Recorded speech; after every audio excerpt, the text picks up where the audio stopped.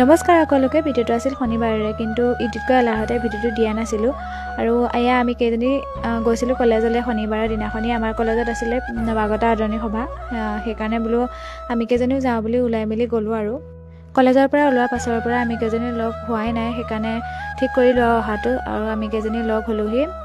এনেই যিটি কথা পাতি ৰখি আছোঁ, বোলো অকণমান দেৰিকৈ যাম ভিতৰলৈ, অকণমান বাহিৰতে কথা পাতোঁ, যিহেতু তাত কথা পাতিবলৈ অকণমান অসুবিধা, গান চান লগাই থোৱা আছে। সেইকাৰণে এনেকুৱা দিন এটা সোনকালে নাহে, সেইকাৰণে ভাবিলোঁ ভিডিঅ' এটা কৰি থওঁ, আপোনালোককো দেখুওৱা হ'ব।